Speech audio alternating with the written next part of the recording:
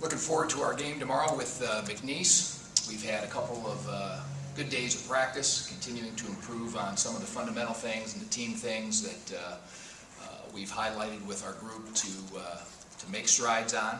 And that's one thing that you really want to do at this time of year, certainly, is to continue to improve fundamentally, each individual player, and then improve together as a team. Thought that happened the other night. A great example is Harrison Nego, who really gave us some solid minutes in that game and played very poised, really, for his first significant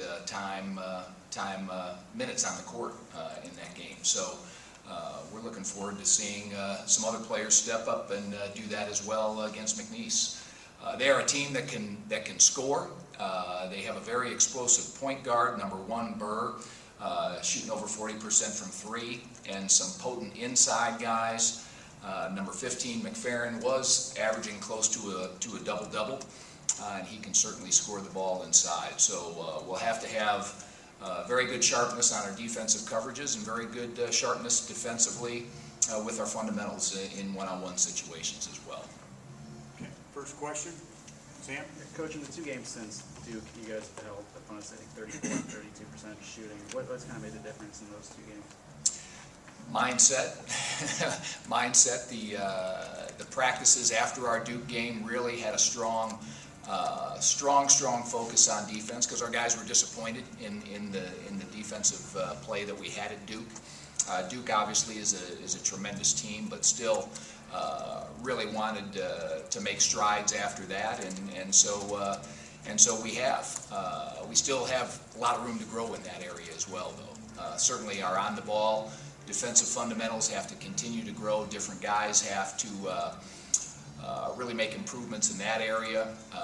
Team help side defense is coming along, but we still have areas to grow in that. So as a coach, it may sound like coach speak, but you really want to improve on that every day, and you want to do that in practice, and you want to see that happen in the games as well. So this is another opportunity to see that and to be consistent with all those coverages and all those fundamentals.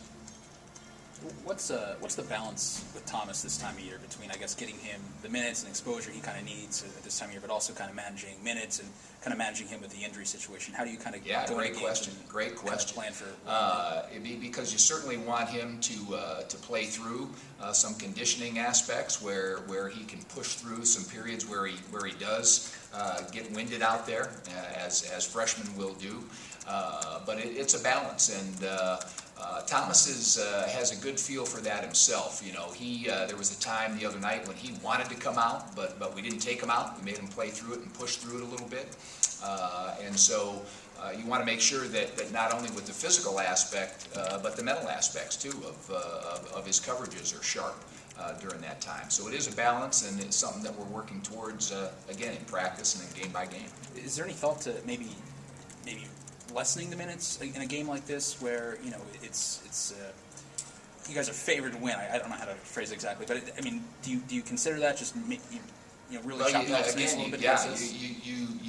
You want to put him out here, put him out on the court where he's in situations where he can learn and grow, and so you balance that with as you mentioned, with the minutes. So certainly every opportunity we have to have Thomas in the game, another Harrison Nego in the game, is going to give them opportunities where they can grow in those games and transfer what they're doing in practice over to the real lights are on situations. How much is Thomas able to practice right now? With Coach mentioned the foot situation is kind of ongoing. How much is he able to practice each day at this point? Pretty well. Little bit in and out, but it's pretty much just on his feel. And of course he's getting treatment, and Tim Garl's on top of that from the training room situation. So it's just something that we keep an eye on. Coach Green mentioned after the last game just some of the adjustments that Thomas made that really went beyond like what you might see in the stat sheet.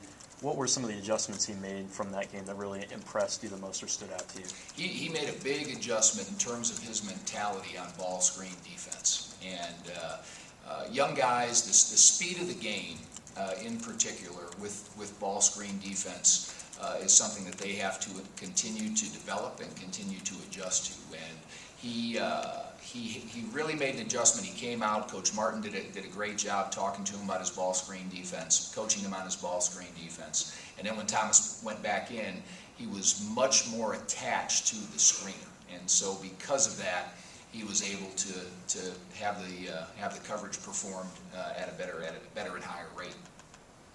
After you guys watched the Duke tape, what were the 3 or 4 defensive things that you guys came out saying, okay, these are things that we really want to improve on between now and the time, say, Big Ten play starts? Sure.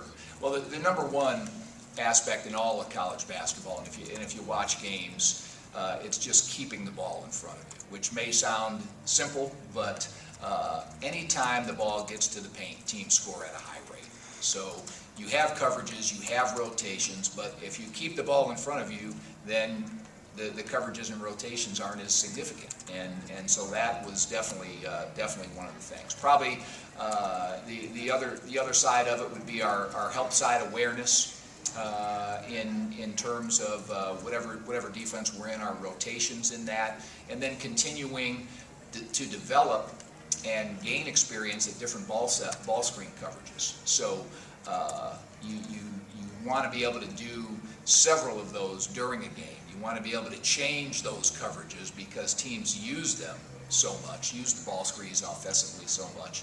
So that's something that we're continuing to develop. Anything else for Coach? Zach, do you want to get with him on? I'm good. I